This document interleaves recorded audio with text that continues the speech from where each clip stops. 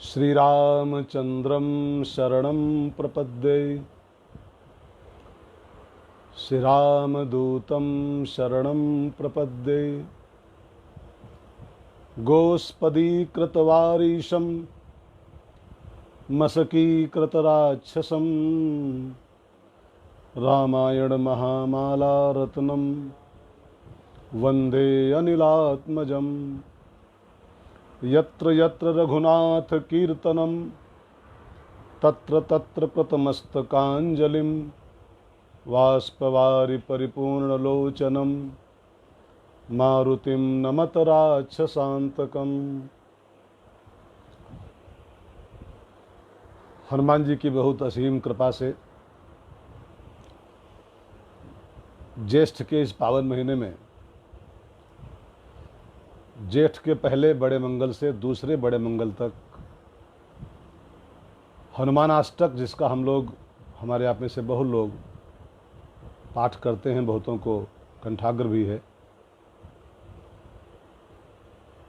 तो हनुमान जी की ऐसी प्रेरणा हुई कि जेठ में इसकी व्याख्या, अब पंडाल तो लग नहीं सकते हैं, कथाएं तो करती रहती है, लेकिन उसको याद रहता है कि समय आए चलें पिलाएं अपने बच्चों को। ऐसे ही हम वक्ता लोगों, कथावाचकों की एक कमजोरी होती है कि हम लोग चाहते हैं कि जो अंदर बन रहा है उसको समाज को पिलाते रहें, नहीं पंडाल सही तो फेसबुक ही सही। और आप लोग भी बहुत रसिक हो, कथा रसिक, सभी लोग जुड़ जाते हैं फटाफट। सभी का स्वागत करते हुए हमारी बेटी अर्चना, शालिनी श्रीवास्तव, साहिल सागर, कपिल देव प्रजापति जी, भारत के और भारत के बाहर से भी बहुत लोग इस लाइव संवाद का लाभ लेते हैं। सभी का नमन करते हुए आइए, बिना देर किए हम लोग, एक नियम है जो एक बार पहले पाठ करते हैं पूरे अष्टक का, उसके बाद में एक बंद की व्याख्या करते हैं। कल तक 3 हो गए थे, आज चौथा बंद हम लोग लेंगे, लेकिन पहले इस हनुमानाष्टक का संक्षेप में जल्दी जल्दी में पाठ कर लिया जाए, फिर व्याख्या में चलते हैं। बाल समय रवि भक्षि लियो, तब तीनहु लोक भयो अंधियारो। ताहि सुत्रास भयो जग को, यह संकट काहु सो जात न टारो।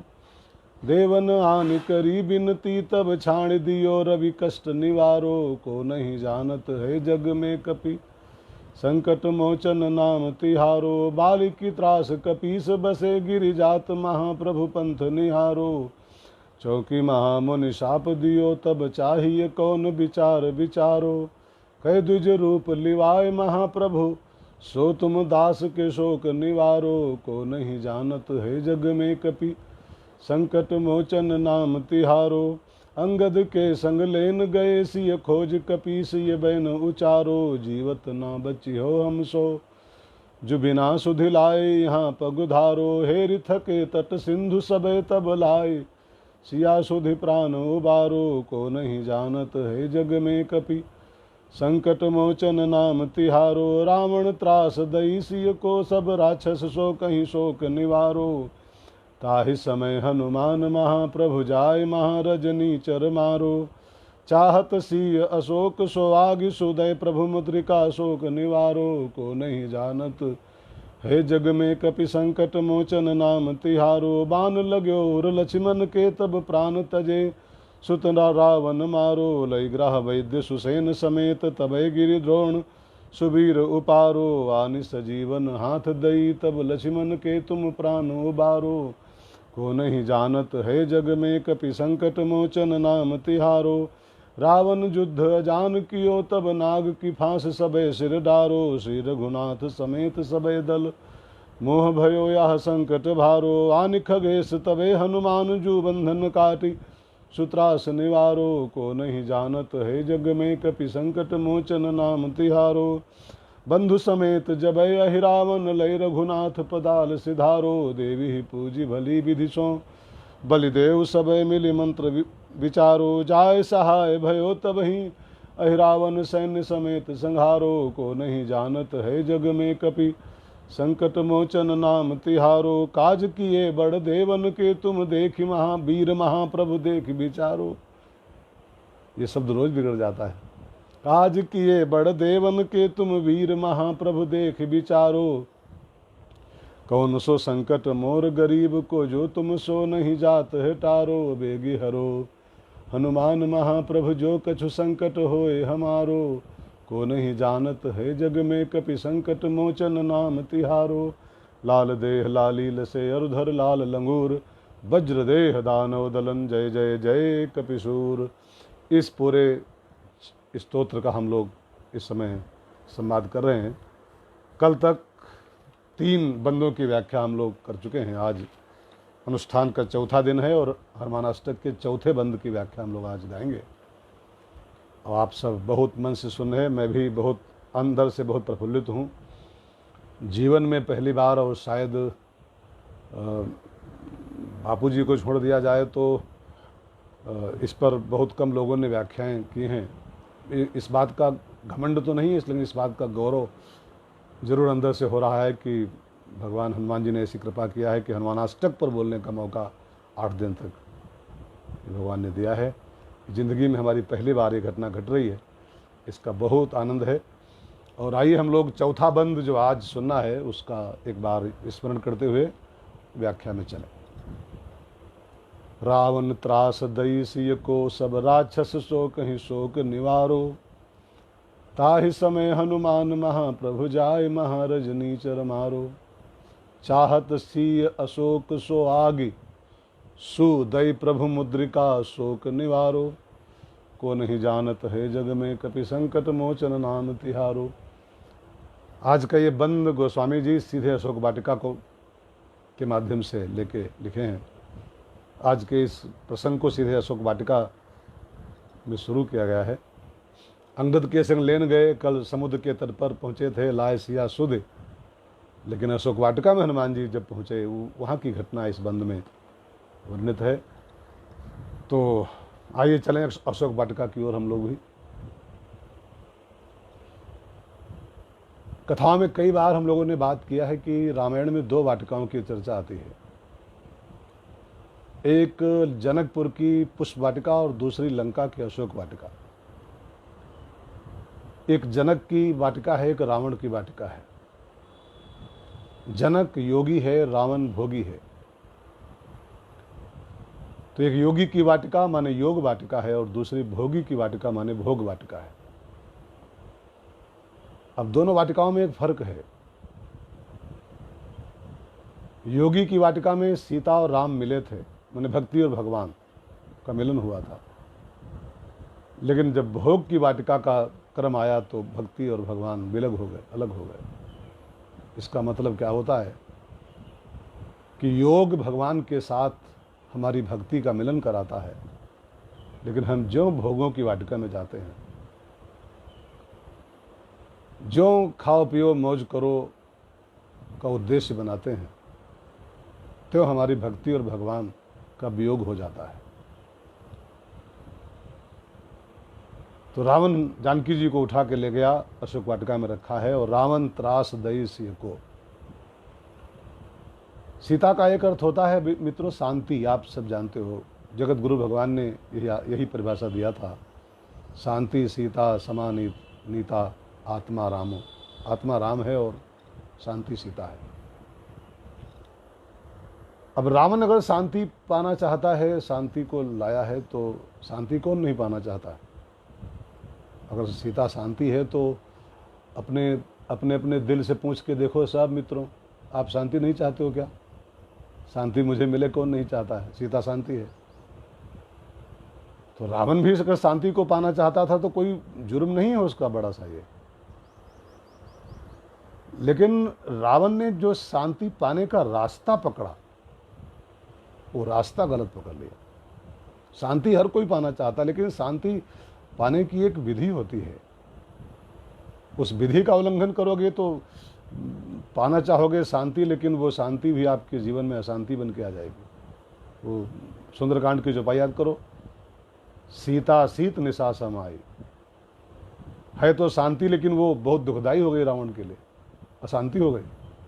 काल रात निश्चर कुल केरी, ते सीता पर प्रीति घनेरी। गीता का एक सिद्धांत यहां लागू होता है भाई बहनों। गीता में ठाकुर कहते हैं, यह शास्त्र विधि उत्सृज्य वर्तते काम कारता, न स सिद्धिम न शांतिम, मैं श्लोक बोल रहा हूं, न सिद्धिम न शांतिम न परम गतिम, वो तीन वस्तुएं नहीं पा सकता है। न स सिद्धिम वापनोति न शांतिम न पराम गतिम। गीता में ठाकुर गारंटी दे रहे हैं, यह माने जो शास्त्र विधि उत्सृज्य, एक सिस्टम का उल्लंघन करके जो वर्तते काम कारता, मनमानी जीवन शैली जीते हैं, मनमाने काम करते हैं, न स सिद्धिम वापनोति न शांतिम न पराम गतिम, इनको शांति नहीं मिल सकती। रावण शांति पाना चाहता था, लेकिन उसने शांति पाने का जो एक शास्त्र विधि जो बताई गई है कि इस विधि से शांति मिलती है, उसका वो उत्सर्ज कर उल्लंघन कर गया, अपहरण का मार्ग चुन लिया उसने। शांति उठा के नहीं मिलती है, शांति किसी की छीन के नहीं मिलती है, शांति पाने की अपनी अपनी विधि है, शांति एक सिस्टम से मिलती है। तो सीता रूपी शांति को पाने की विधि क्या है, रावण ही चूक गया। उस विधि में रावण फेल हो गया था, तो उसने फिर मनमाना रास्ता पकड़ लिया, अपहरण का रास्ता पकड़ लिया, इसलिए अशांति पाया, और अशांति ने ही विनाश कराया अपना। तो शांति को पाने की लीगल विधि क्या है? अब तनिक देर के लिए आपको मैं पूरी रामायण की यात्रा कराऊंगा 2 मिनट में। सीता रूपी शांति को पाने के पहले राम जी ने 4 काम किए थे। एक पूरी यात्रा है वो 4-5 काम कदम उठाने पड़ते हैं, तब जाके शांति मिलती है लीगली। इलीगल ले भी आओगे तो वो आपके लिए काल रात्रि बन जाएगी, कष्टदायक हो जाएगी। पहला काम राम जी ने किया था, यात्रा शुरू की जब, तो विश्वामित्र महामुनि ज्ञानी के पीछे चले। जो किसी ज्ञानी महापुरुष के पीछे चलता है, उसका अनुगामी बनता है, उसका अनुसरण करता है, वो शांति के पथ पर चलने का अधिकारी होता है। वर्तते कामकारता नहीं, अपने आप मनमानी यात्रा करने वाले जाने कहाँ पहुंचेंगे, किस जहन्नुम में जाएंगे। कोई विश्वामित्र महामुनि ज्ञानी आगे आगे चल रहा हो आपके, अब उसके पद चिन्हों पर आप चल रहे हो, उसका अनुसरण कर रहे हो, तब आपको विदेहनगर पहुंचाएगा, और तब शांति की प्राप्ति का पहला स्टेप आप पूरा कर पाओगे। दूसरी घटना जो घटी, वो घटनाएं हैं, लेकिन वो सब हैं स्टेप शांति को पाने के। दूसरी घटना घटी, ताड़का का उद्धार किया। ताड़का क्रोध का प्रतीक है। सुन ताड़का क्रोध कृधाई, ताड़का क्रोध है। हाँ, जब तक क्रोध को नहीं मारोगे, अपने ताड़का को नहीं मारोगे, शांति कहाँ मिलेगी।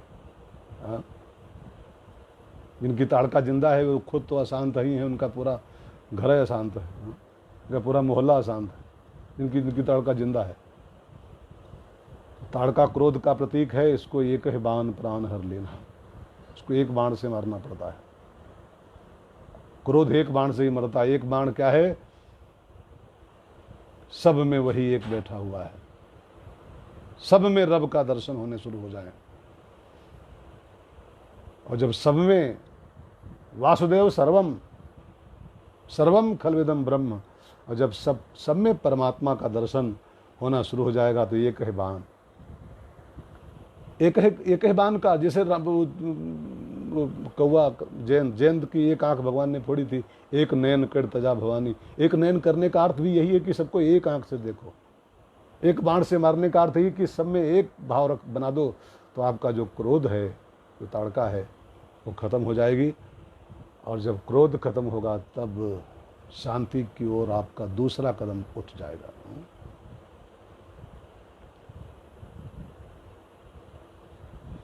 तीसरा काम राम जी ने क्या किया था?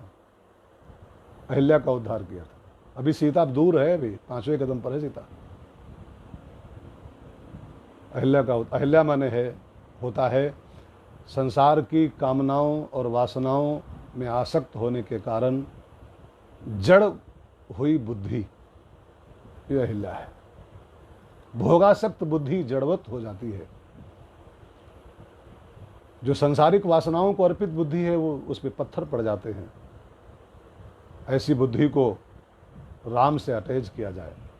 परसत पद पावन, अहिल्या बुद्धि का पर्याय है। उस बुद्धि को भोगों में नहीं, उसको भगवान के चरणों से अटैच किया जाए तो हमारी अहिल्या चैतन्य हो जाएगी, बुद्धि बुद्धियोग बन जाएगी। गीता में लिखा है मैं अर्पित मनोबुद्धि, तो अपनी बुद्धि मुझको अर्पित कर दे, मेरे में लगा दे, तो मैं तेरी बुद्धि को ददामि बुद्धि योगम तम, मैं उसको फिर बुद्धि नहीं बुद्धि योग बना दूंगा। बुद्धि योग माने हमको मिलाने वाली बुद्धि, मेरी प्राप्ति कराने वाली बुद्धि आपकी हो जाएगी। तो अहिल्या का उद्धार ये तीसरा कदम है। रावण ये सब कदम नहीं उठा पाया, इसलिए वो लाया तो झपट करके, बाकी पा नहीं सका शांति। 3 हो गए। चौथा कदम और एक, चौथा कदम है शंकर के धनुष का भंजन।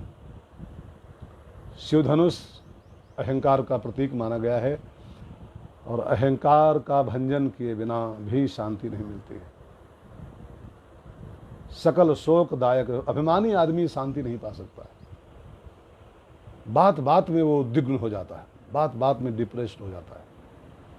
कोई जरा नमस्ते न करे बस गए काम से, कोई प्रणाम करना भूल जाए गए काम से, कोई माला न पहना पाए, कोई सम्मान।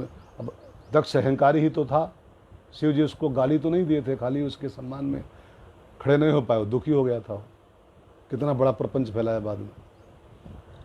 अभिमान इंसान की शांति भंग कर देता है। ये शिव धनुष है, इसका भंजन करना पड़ता है। और ये 4 काम जब हो जाते हैं तब सीता माला पहनाती है। संत के पीछे चलो, क्रोध रूपी ताड़का को समदर्शिना बन करके उसका विनाश करो, भोगासक्त बुद्धि को भगवत आसक्त बुद्धि बना दो, और अहंकार के धनुष को। अच्छा, इसमें भी एक सूत्र और छिपा हुआ है कि अहंकार अपने आप नहीं तोड़ पाएंगे आप, ये भी गुरु कृपा से टूटता है। गुरु ही प्रणाम मन ही मन कीन्हा, अति लाघव उठाए धन लीन्हा। गुरु कृपा से अहंकार का भंजन होता है। तो ये 4 जब कदम आप पूरे कर लोगे तब आप शांति के हाथों की जयमाला पाओगे। ये है शास्त्र विधि सीता को पाने की। अब रावण इन सब काम में फेल हो गया था। आया वो भी था ट्राई करने, लेकिन फेल हो गया था उसमें।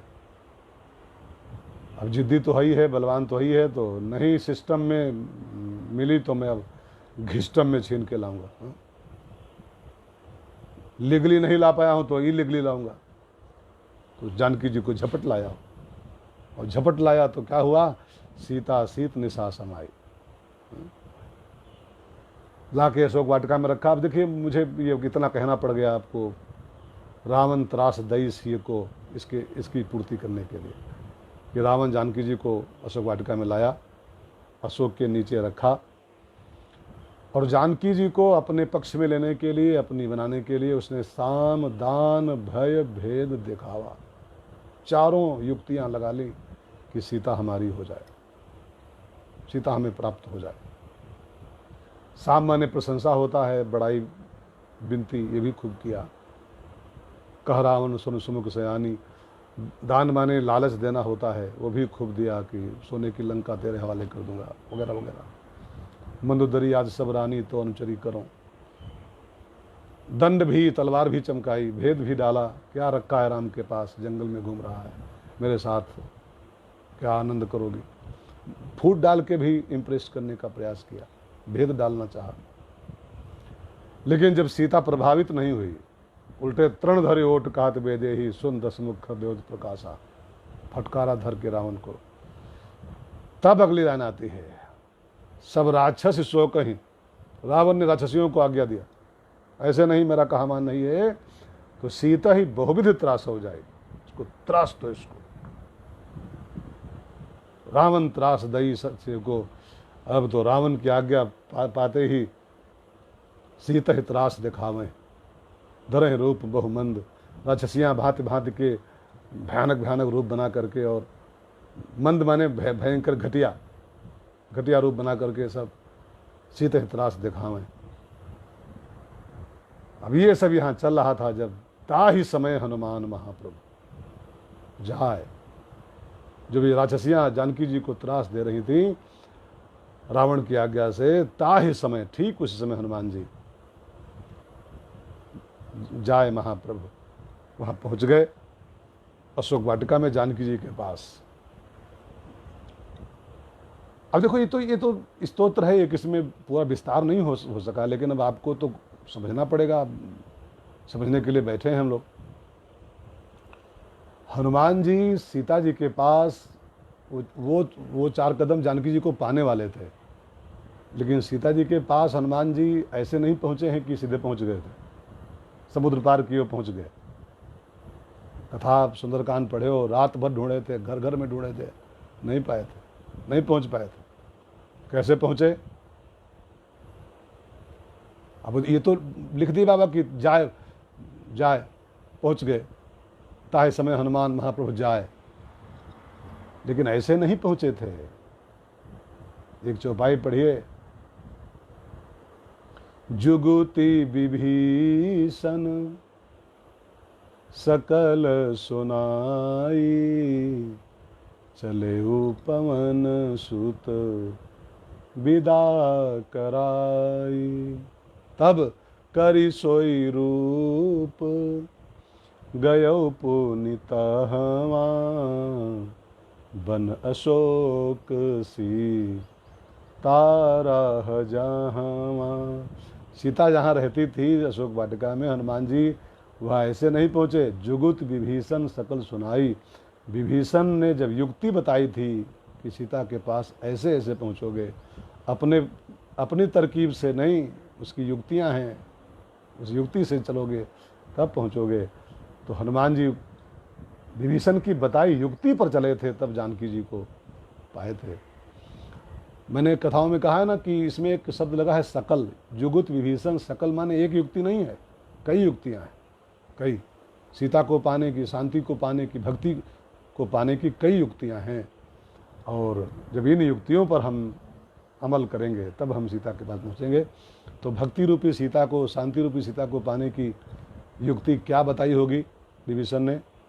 मानस में वो कई जगह लिखी हुई हैं, भक्ति को पाने की युक्तियाँ। वो सकल बताई, सकल इसलिए बताई कि आपको जो सुटेबल पड़े वो सुन लो। तो मैं भी आपको बताऊं सकल युक्तियाँ, 3 युक्तियाँ हैं, 4, 1 2 3 4, हाँ 4 युक्तियाँ।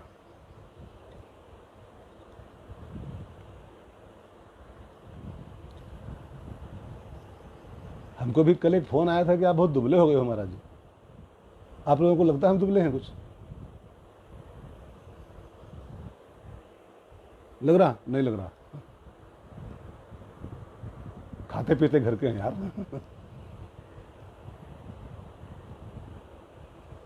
तो विभीषण ने 3 युक्तियां, 4 बताई थी, सॉरी 4।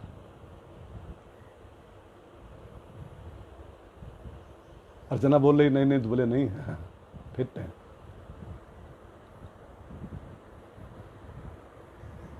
राधाकांत जी बोले हाँ, सौरभ पंथी बोले हाँ, यस। दुबला हूं? नहीं यार।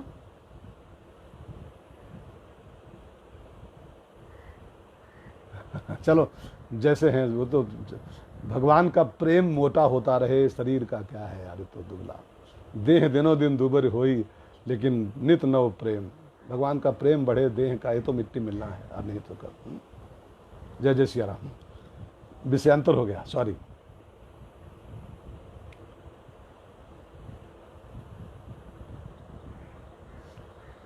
तो विभीषण ने 4 तरकीब बताई थी। आप मैं चारों आपके साथ शेयर करूं, और आप मानस में सब लिखी हैं ये, एक कोई पकड़ो। नंबर 1, बिन विश्वास भगत ने।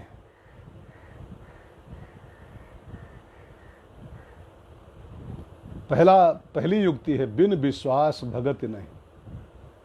पहला रास्ता भक्ति को पाने का है विश्वास, भरोसा।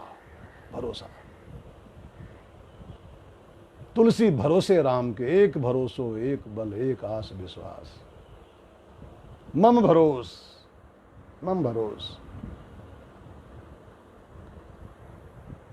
तो बिन विश्वास, पहली युक्ति है विश्वास के पथ पर चलोगे तब।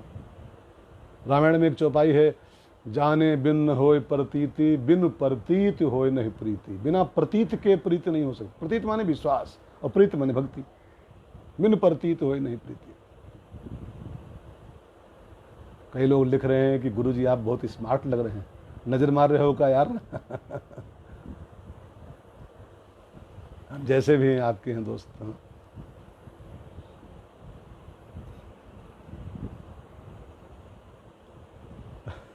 कई लोग कह रहे हैं कि बहुत स्मार्ट लग रहा है।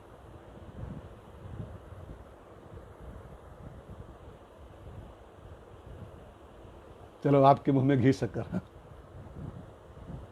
दूसरा, पहली युक्ति क्या है? बिन विश्वास, बिन प्रतीत होए नहीं प्रीति। दूसरा एक तरीका भगवान राम ने अपनी प्रजा से कहा है, जो उत्तरकांड में, और एक गुप्त मत, एक गुप्त मत मेरा है, मैं आपको खोल रहा हूँ। पब्लिक के सामने जब एक राष्ट्राध्यक्ष के रूप में जब पहला वो किया था, वो देश के नाम संबोधन,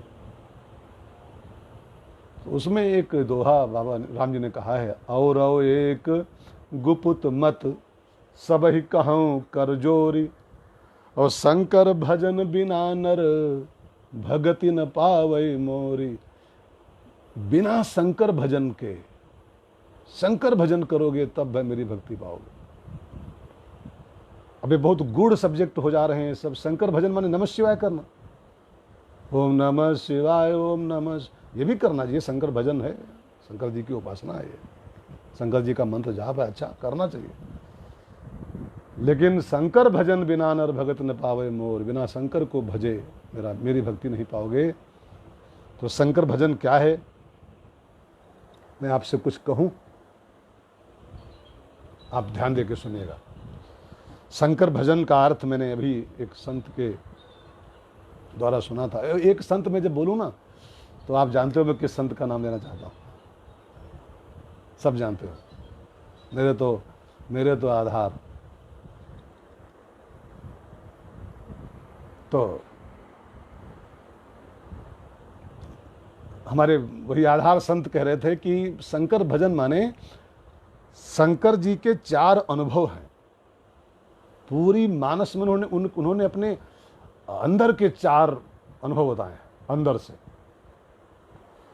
उन चारों अनुभवों का पूर्ण अंतःकरण से अनुसरण करना ही शंकर भजन कहलाता है।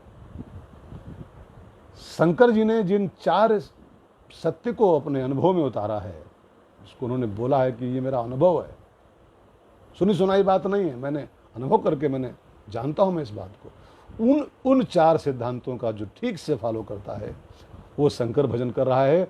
और शंकर भजन जो करता है सो भगति की प्राप्ति, वो सीता की प्राप्ति कर पाता है, वहां पहुंच पाता है अशोक वाटिका में। तो शंकर जी के 4 अनुभव कौन कौन से हैं जी? पूरी रामायण खगालनी पड़ेगी, इसके लिए मैं बताऊंगा आपको, हालांकि है प्रसाद ही सब मेरे पास। तो शंकर जी का पहला अनुभव है, हरि व्यापक सर्वत्र समाना, प्रेम ते प्रगट होई मैं जाना। मैं जाना, ये मेरा अनुभव है कि हरि व्यापक सर्वत्र समाना। इस चौपाई को गाना नहीं है, ये बाबा का अनुभव है। इसका ठीक से अनुपालन करना है कि हरि खाली मंदिर में नहीं है, हरि वैकुंठ में नहीं है, केवल हरि तो सर्वत्र व्याप्त है, वासुदेव सर्वम। ठीक है, इस चीज का, इस शंकर जी के अनुभव का ठीक से अनुसरण करो, ये शंकर भजन। नंबर 2, शंकर जी का दूसरा अनुभव, उन्होंने सती मैया से कहा था, सुनहु सती तव नारी स्वभाव, संशय अस न धैर्य उर काऊ। मैं समझा रहा हूँ, त्रिभुवन गुरु होके कह रहा हूँ कि ये राम ब्रह्म है, और सती को ये पता था कि शंकर जी झूठ नहीं बोल सकते। त्रिभुवन गुरु भोले बाबा झूठ बोलेंगे क्या? लेकिन ये जानते हुए भी कि इनकी वाणी झूठ नहीं हो सकती है और फिर भी संशय करो, ये शंकर जी के अनुभव में निषिद्ध है। जैसे एक मिनट के लिए फर्ज करिए आपकी मेरे में आस्था है, आप मुझको गुरु मानते हो, महाराज जी मानते हो, संत मानते हो, और आपको ये विश्वास भी है कि ये झूठ नहीं बोलेगा आदमी है, लेकिन तब भी अगर हमारी बात पर आपको संशय हो रहा है तो आप ये शंकर भजन नहीं कर रहे हो। आप नमः शिवाय की माला चाहे 50 रोज करते हो, माने ये झूठ नहीं बोलेंगे, त्रिभुवन गुरु हैं, और उसके बाद भी संशय करना कि ये ब्रह्म नहीं हो सकता है, ये शंकर भजन का उल्लंघन है। तो शंकर भजन का एक अर्थ ये है कि जिस पर आपका दृढ़ भरोसा हो कि झूठ नहीं बोल सकता है, त्रिभुवन गुरु है, उस पर विश्वास करो, उस पर उसकी फिर बातों पर संशय मत करो। नंबर 3, उत्तरकांड में एक चैप्टर है, उसमें शंकर जी का एक अनुभव लिखा हुआ है। वो शिव मंदिर में वो गुरु जी पूजा करने आए थे, वो भुसुन्नी जो था ये पहले बड़ा मगरूर था, कौआ तो बाद में बने बेचारे। तो गुरु आयो, शंकर जी का उपासक था ये बालक पहले भुसुंडी, और गुरु जी ने ही इसको सब दिया था वो मंत्र वगैरह, लेकिन गुरु आयो तो अभिमान बस उठ नहीं कीन प्रणाम। गुरु आया तो अभिमान बस इसने अपने गुरु को प्रणाम नहीं किया कि मैं शंकर जी की पूजा कर रहा हूँ, भगवान से बड़े थोड़ा गुरु जी हैं, मैं शंकर जी का जाप कर रहा हूँ बैठा, तो मैं गुरु जी इंसान ही तो हैं, क्या प्रणाम करूँ। अब शंकर का भजन तो कर रहा था लेकिन गुरु का अपमान कर बैठा, तो जानते हैं शंकर जी रुष्ट हो गए थे। ये शंकर जी का तीसरा अनुभव है कि मेरा सम्मान भले न कर पाओ, मेरी पूजा भले न कर पाओ, लेकिन गुरु का अपराध अगर आपने किया है तो आप मेरे कोप भाजन हो जाओगे, श्राप पा जाओगे। भले तुम माला मेरा कर रहे हो, गुरु का सम्मान नहीं किए हो तो तुम मेरे कोप का शिकार हो जाओगे। ये शंकर जी का तीसरा अनुभव है, इसका हमको ठीक से फॉलो करना है। कबीरा हरि के रूठते गुरु के शरणे जाए, और कहा कबीर गुरु रूठते तो फिर हरि भी सहायता नहीं कर सकते। तो शंकर का अपमान भले, अपराध भले कर लो, गुरु का अपराध मत करना, नहीं तो शंकर भजन नहीं हो पाएगा। और शंकर जी का चौथा अनुभव जो है, ये आपको कठिन तो नहीं पड़ रहा है, कठिन पड़ रहा होगा, बहुत गहरा विज्ञान है सभी के वाक्य में। हमारे सर्वेश त्रिपाठी जी हमारे भाई, छोटे भाई हैं और बहुत अच्छे कवि हैं जुड़े हुए। मैं भी का दूरदर्शन पर सुना था आपका मेरा छोटा भाई है, वो बचपन में हम लोग बहुत साथ में रहे हैं, और आजकल एक अच्छा कवि और अच्छा बहुत विद्वान पुरुष सर्वेश त्रिपाठी जुड़े हैं। सबका स्वागत। CK भारती जी दुबई से,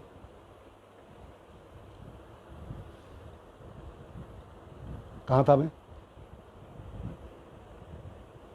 बताओ कहाँ था। शंकर भजन के 4 आयाम बता रहा था मैं, 4 अनुभव शंकर जी के, उसमें 3 हो गए शायद। हाँ, चौथा, उमा कहूँ मैं अनुभव अपना, उमा कहूँ मैं अनुभव अपना, सत हरि भजन जगत सब सपना।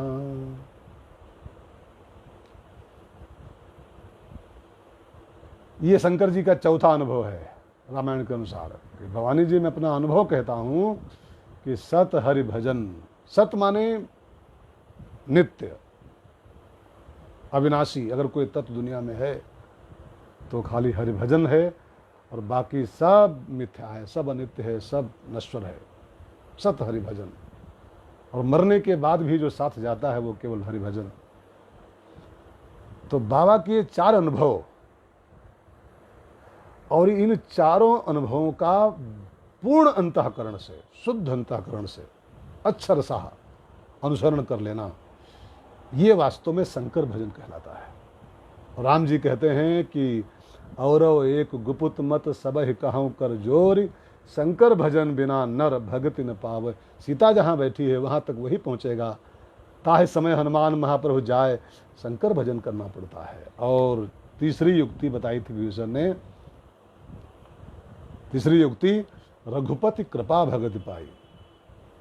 रघुपति कृपा भगति पाई, भक्ति की प्राप्ति, भक्ति के पास तक पहुंचना बिना रघुपति कृपा के नहीं होता है। तुम्हारी कृपा तुम्हें रघुनंदन जाने भगत, उसकी कृपा न हो तो फिर आप रामायण में को चौपाई में हर कथा में कहता हूँ, मेरा मूल मंत्र जैसा है, यह गुण साधन ते नहीं होई, तुम्हारी कृपा पाओ कोई कोई। जो कृपा पात्र होता है वही भक्ति को प्राप्त कर पाता है। और चौथी एक युक्ति और है, चौथी, सीता के पास तभी पहुंच पाओगे। चार हो गए, तीन हुए, चार, चौथी एक और है। सूक्ष्म रूप धरी सियहि दिखावा, विकट रूप धरी लंक जरावा। सीता के पास जाने की ये चौथी युक्ति है कि सीता के सामने बड़ा बन के जाना अलाउ नहीं है, अलाउ नहीं। बड़ा बन के तो वहां एंट्री ही नहीं पा सकते, एंट्री नहीं। एक शेर सुनाओ, जानते हो आप, कई बार सुना चुका हूं। अपना कद घटा ले सूक्ष्म रूप धरे, अपना कद घटा ले तो तेरा फायदा हो जाएगा और उनकी महफिल में तुम्हारा दाखिला हो जाएगा। उसके दरबार में तो उसी की एंट्री होती है, उसके रजिस्टर में उसी का नाम अंकित होता है जो अपने बड़प्पन को भूल जाता है। सूक्ष्म रूप धर सिंह दिखावा। ये चार युक्तियां हैं जानकी जी के पास पहुंचने की। हनुमान जी इसमें से कोई युक्ति अपनाए होंगे, तब लिखा है ताहि समय हनुमान महाप्रभु जाए। जिस समय राक्षसियां त्रास दे रही थी, रावण त्रास दई सिय को सब राक्षस शोक ही शोक निवारो, और ताहि समय हनुमान महाप्रभु जाए महारजनीचर मारो। हनुमान जी वहां पहुंच गए और सबसे पहला काम किया, जानकी जी का शोक निवारो। उनका पहले शोक दूर किया। रजनीचर बाद में मारे, पहले शोक निवारो लिखा हुआ है, पहले उनका दुख दूर किया। और दुख दूर कैसे किया? दो उपाय से। दुख दूर दो ही उपाय से हो सकते हैं। एक, राम नाम की अंगूठी दिया, और दूसरे रामचंद्र गुण भरने लागा, राम कथा सुनाई उनको। तो राम का नाम जपना और राम कथा सुनना। राम का नाम जपो और राम कथा सुनो तो शोक निवारो। राम कथा ऐसी दवा है, मैं अपनी कथाओं में गाता रहता हूँ, इसे श्रवण कर मिट जाती है जन्म जन्म की व्यथा, जय जय राम कथा। तो कहने का अभिप्राय, हनुमान जी जब जानकी जी को दुखी देखे तो निशाचर तो बहुत थे, उनको बाद में ठीक किया है, पहले अपनी माँ को ही ठीक करूँ, मैं उनका शोक निवारण करूँ। तो शोक निवारो, फिर महारजनीचर मारो, फिर मारना शुरू किया सबको। अक्षय कुमार को मारा, तमाम और थे, कछ मारेस कछ मरदेस कछ मिलेस धर धूर, जाए महारजनीचर मारो। लेकिन कैसे मारे हैं इसके लिए एक रूप हनुमान जी का और लिखा हुआ है। इन निशाचरों को मारने के लिए एक स्पेशल रूप धरना पड़ता है साधक को। जिसको भी इच्छा हो कि मैं भी रजनीचर मारूं जीवन के अपने, तो उसको भी ये रूप धरना पड़ेगा। कौन रूप धरा था हनुमान जी ने? भीम रूप धरी असुर संहारे, भीम रूप धरे असुर संहारे। ये सूत्र है, खाली चौपाई का पाठ करके काम नहीं चलेगा। भीम रूप धर के तब जाए महारजनीचर मारो। भीम रूप माने क्या होता है जी? भीम रूप माने होता है, ठीक समझिएगा, धरना पड़ेगा, हम भी धरें आप भी धरो। भीम रूप माने होता है भयंकर रूप। भीम माने भयंकर होता है। और भयंकर रूप का अर्थ है नहीं कि वो दांत लगा लो नकली वाले, और सींग लगा लो, काला काला कपड़ा पहन लो, दो तमंचा ले लो हाथ में, हा? वो भीम रूप नहीं है। भीम रूप माने होता है दृढ़ निश्चय, एक मजबूत संकल्प कि मुझको अपने जीवन के दैत्यों को साफ करना है, एक एक मजबूत इच्छा शक्ति के साथ। बिना इसके हो नहीं पाएगा जी। रजनीचर जो अंदर बैठे हैं ना, इनको मारना इतना आसान नहीं है। ये चुपड़ चुपड़ के नहीं मरते हैं, ये सब बड़ा भीम रूप धरना पड़ता है।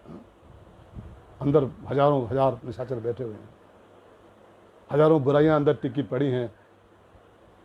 बहुत दृढ़ संकल्प करना पड़ता है, मजबूत संकल्प करना पड़ता है, तब जाके कहीं बुराइयों से पिंड छूटता है। दृढ़ निश्चय का ही नाम भीम रूप होता है। समझ गए भाई लोगों, भाई बहनों?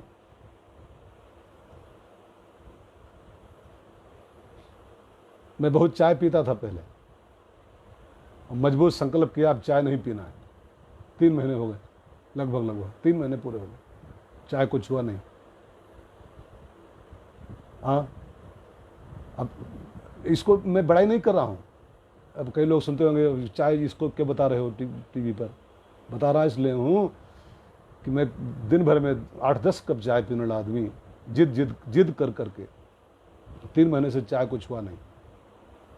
भीम रूप धर, तंबाकू खाने वाले, दारू पीने वाले, अब ये सब कायर रूप है तो नहीं छोड़ पा रहे। कई लोग कहते हैं तंबाकू छोड़ दें तो हमारा सिर दर्द होने लगता है, चाय न पिए तो हमारी खोपड़ी फटने लगती है। गलत गलत। भीम रूप धर सो संहार है। बुराई निशाचरों का प्रतीक है, और इन बुराइयों को मिटाने के लिए जरा दृढ़ संकल्पित होना पड़ता है। ठीक है? तो भीम रूप धरी असुर संहारे, रामचंद्र के काज संवारे। कई लोग यहाँ पर एक क्या बोलूं, तर्क करते हैं, शंका करते हैं कि हनुमान जी तो संत हैं और संत संहार करे किसी का ठीक नहीं है। संहारे संहारे, कछु मारे कछु मर्देश। संत होके मर्डर करें, संत होके संहार करें किसी का। हनुमान संत हैं।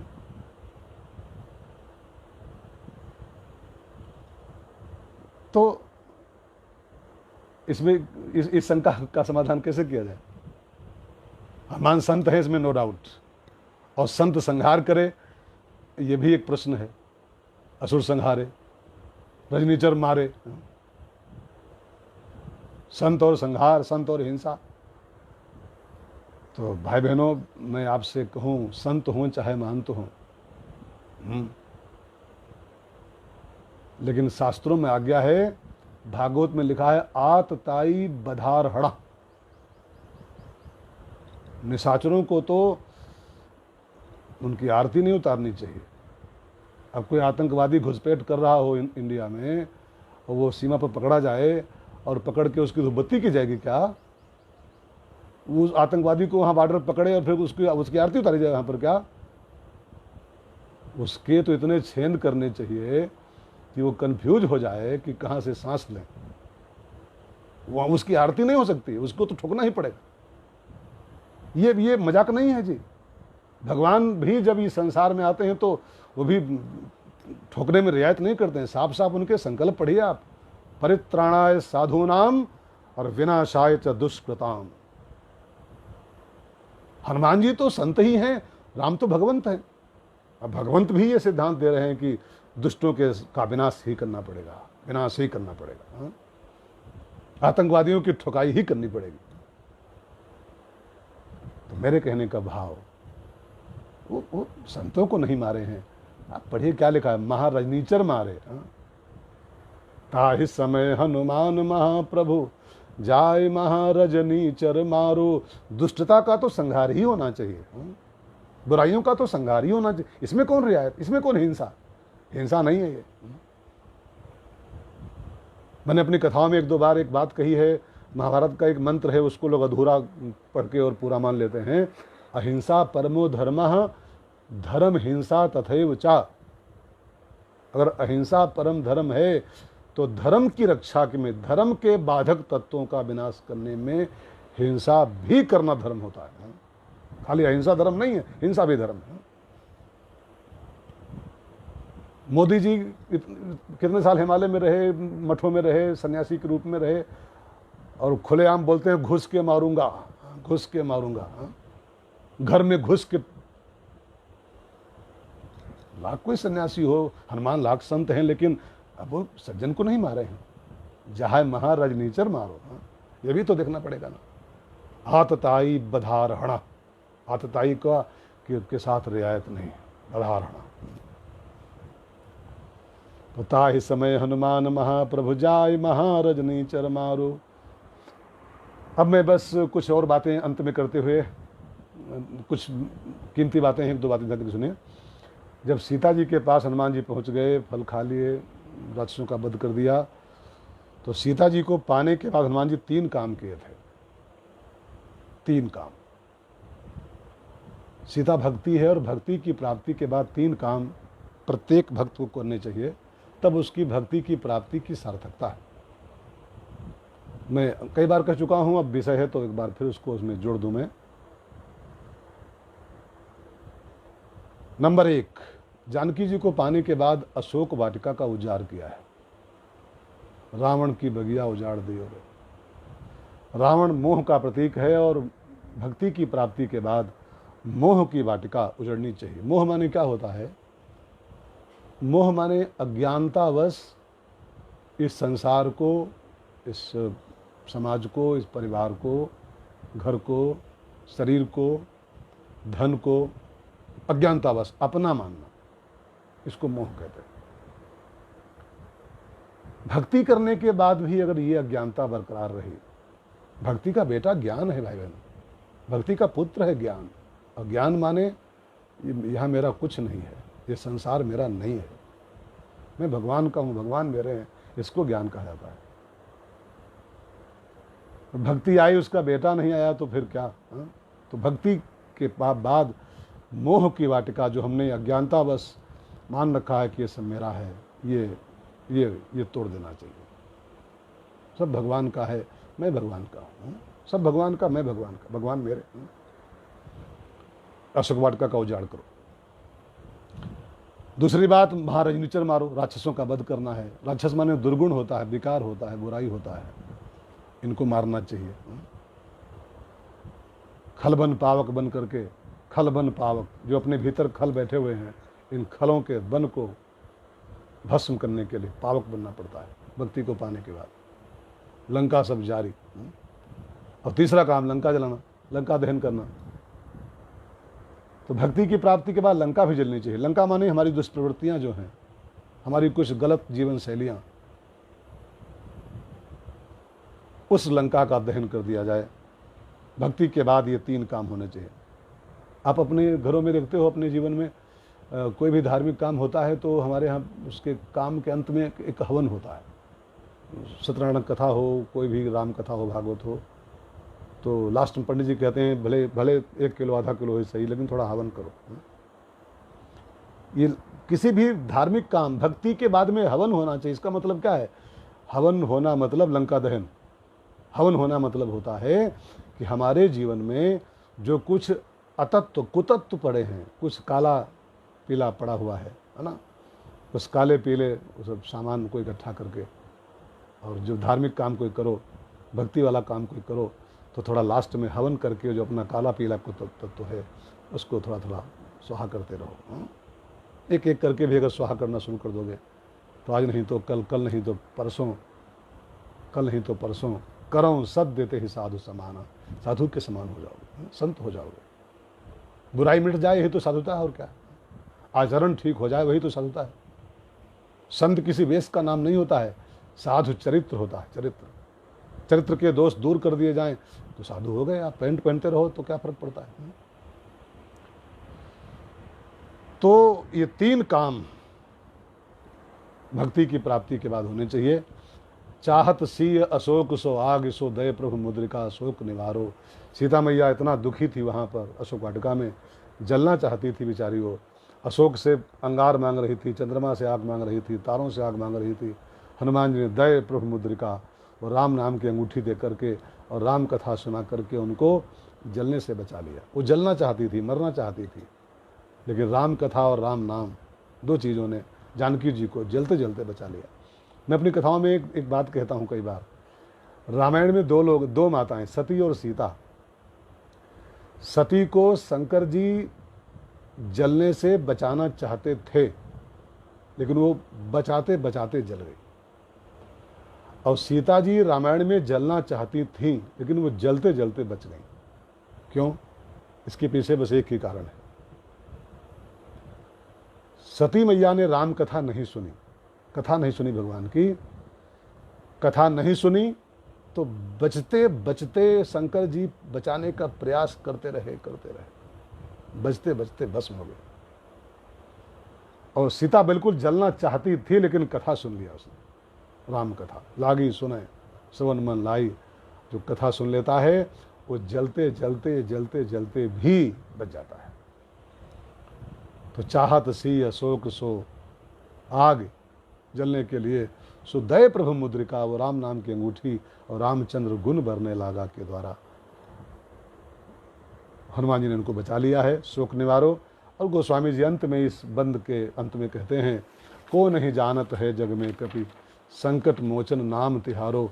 हनुमान जी महाराज को गोस्वामी जी कह रहे हैं कि प्रभु आपको कौन नहीं जानता है, पूरे संसार में ये बात प्रसिद्ध है कि आप संकट मोचन हो, आप संकट को काटने वाले हो। तो हमारे भी संकट काटो, देश के संकट काटो, विश्व के संकट काटो। अब संकट की बात आई है तो मैं एक अंत में बात और कह दूं कि कौन सा संकट है, क्या संकट है जिसको हनुमान जी काटें। तो रोज़ एक संकट में नया नया आपके आगे पेश करता हूँ, आपको तीनों दिन के पीछे याद हो ना याद हो आप जानो।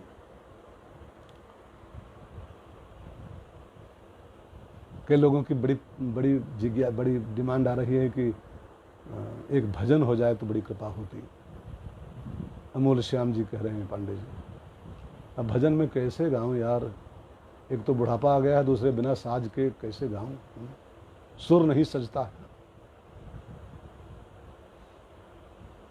तो पहले मैं अपनी बात पूरी कर लूं, फिर देखता हूं।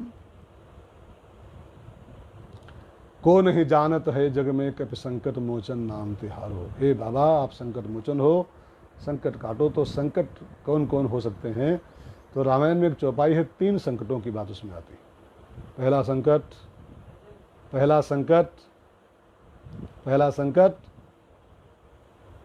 दैहिक, दूसरा संकट दैविक, और तीसरा संकट भौतिक तापा। 3 प्रकार के ताप माने वही संकट, कष्ट। दैहिक संकट, दैविक संकट और भौतिक संकट। थोड़ा सा विचार करके देखिए, ध्यान देके सुनिए। दैहिक संकट माने होता है शरीर पे कोई संकट आए, जुकाम हो जाए, बुखार हो जाए, निमोनिया हो जाए, डेंगू हो जाए, कैंसर हो जाए, टीबी हो जाए, जो शरीर के संकट, बीमारियां, ये एक संकट होते हैं। हनुमान जी इसको काट सकते हैं, इसको भी काटते हैं, लेकिन इनका उपाय करो। क्यों ये छोटे मोटे काम के लिए हनुमान जी को भेज है ना।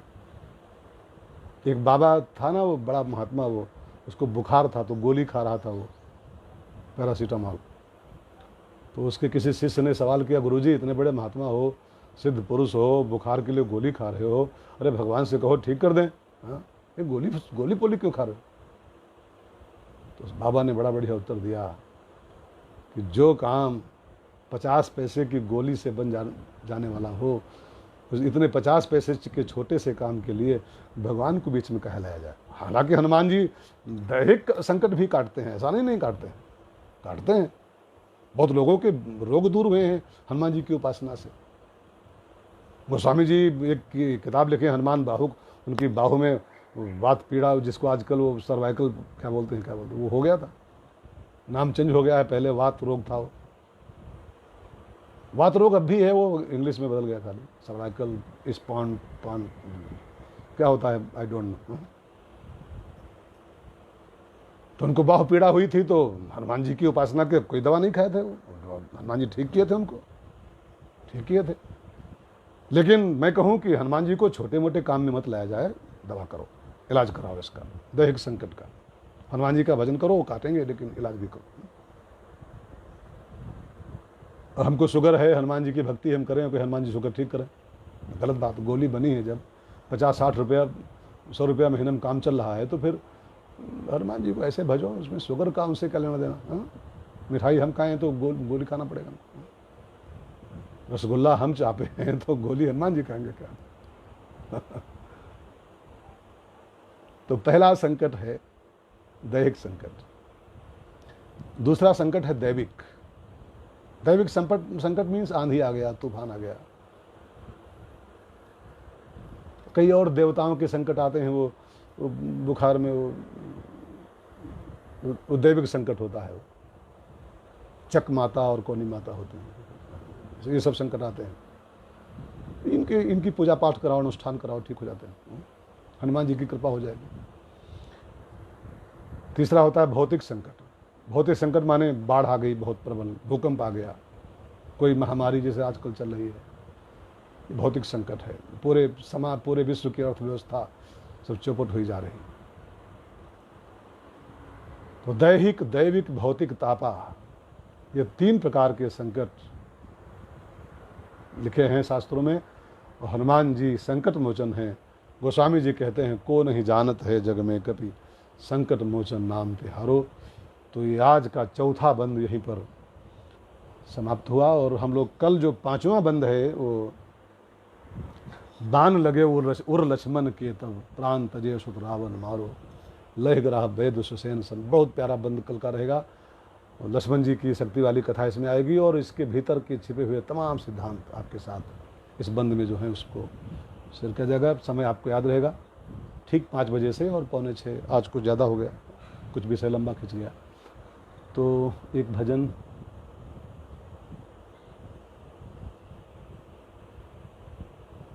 हमारे भजनों की बड़े नाम भी लोग लिख के भेज रहे हैं कि ये गाओ, कि ये गाओ, कि ये गाओ। कौन गाए?